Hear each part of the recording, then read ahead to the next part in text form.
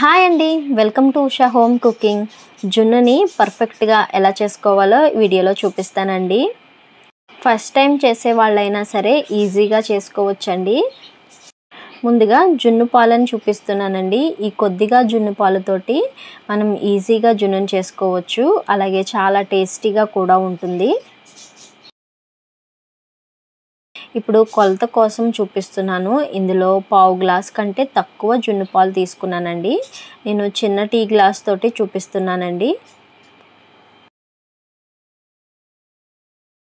ఈ చిన్న గ్లాస్ తోటి 1.5 టీ గ్లాసు జున్ను పాలు తీసుకున్నానండి.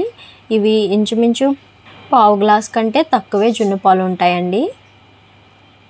ఇప్పుడు ఇలా తీసుకున్న జున్ను పాలతోటి జున్ను ఎలా ప్రిపేర్ చేసుకోవాలో వీడియోలో చూసేయండి. ముందుగా ఈ జున్ను పాలను అయితే ఒక గిన్నెలోకి వేసుకుందామండి. జున్ను పాలని చిక్కదనం బట్టి మనం ప్యాకెట్ పాలు కలుపుకోవాలండి. ఫస్ట్ రోజు పాలైతే బాగా చిక్కగా ఎల్లో కలర్లో ఉంటాయండి. అదే రెండో రోజు పాలైతే కొంచెం ఓ మాదిరిగా ఉంటాయి. నేను ఇప్పుడు ఈ జున్ను పాలలోకి 1/2 లీటర్ పైనే పాలు వేస్తున్నానండి. 1/2 లీటర్ ప్యాకెట్ ఒకటిని, అలాగే చిన్నది 10 రూపాయల ప్యాకెట్ ఉంటుంది కదండి, ఆ ప్యాకెట్ ఒకటి వేస్తున్నానండి. మీకు జున్ను బాగా గట్టిగా రావాలంటే 1/2 లీటర్ పాలు వేస్తే సరిపోతుందండి. పావు లీటర్ కంటే తక్కువ పాలకి 1/2 లీటర్ పాలు కరెక్ట్గా సరిపోతాయి. జున్ను పాలు చిక్కదనాన్ని బట్టి పాలని కలుపుకోవాలండి. పావు లీటర్ జున్ను పాలకి లీటర్ పాలు వేసుకోవచ్చు. 1/2 లీటర్ జున్ను పాలకి 2 లీటర్ వరకు పాలు వేసుకుని కలుపుకోవచ్చండి.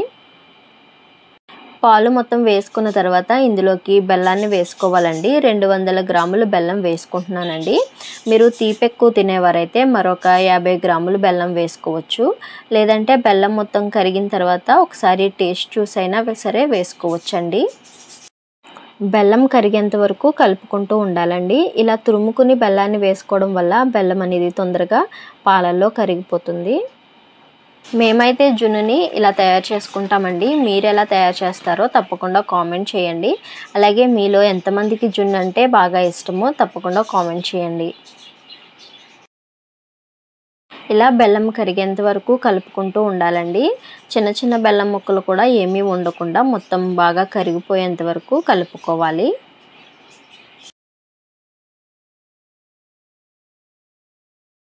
బెల్లం కరిగిన తర్వాత ఇందులోకి కొంచెం సొంఠి వేసుకోవాలండి. సొంఠి అంటే ఎండబెట్టిన అల్లం అండి. డ్రై చేసుకున్న అల్లాన్ని కొంచెం వేసుకోవాలి. కొంచెం ఘాటుగా ఉంటుంది కాబట్టి మీరు తినగలిగినంత వేసుకోండి. 1 టీ స్పూన్ సొంఠి పొడి, అలాగే 1 టేబుల్ స్పూన్ మిరియాల పొడి, అలాగే దంచిన యాలకులు వేసుకోవాలండి. మిరియాలని బాగా దంచి కాకుండా కచ్చాబచ్చాగా దంచి వేసుకుంటేనే టేస్ట్ బాగుంటుంది. ఇలా అన్నీ వేసుకున్న తర్వాత మరొకసారి 1 నిమిషం పాటు బాగా కలుపుకోవాలండి.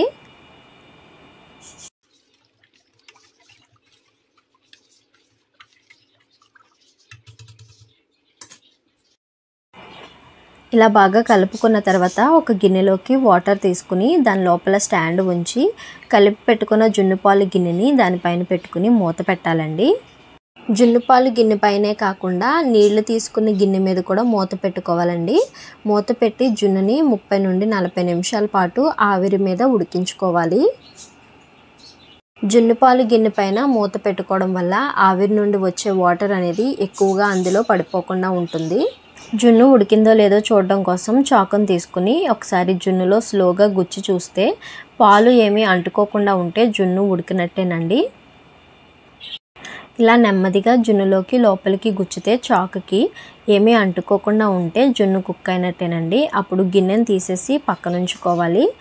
అంతేనండి, ఎంతో సింపుల్గా చేసుకునే జున్ను అయితే రెడీ అయిపోయిందండి. ఇలాగే మనం స్పూన్తో కట్ చేసుకుని తినొచ్చండి. లేదంటే చాక్ తోటి చుట్టూ కట్ చేసుకుని ప్లేట్ పైన తిరగేసుకుని కూడా తీసుకుని కట్ చేసుకుని తినొచ్చు. చాలా సింపుల్గా చేసేసుకోవచ్చండి. చాలా టేస్టీగా ఉంటుంది. నాకైతే జున్ను అంటే చాలా ఇష్టం అండి. ఇయర్లో ఒక్కసారైనా సరే నేను ఇలా ఇంట్లో చేసుకుని తింటూ ఉంటాను.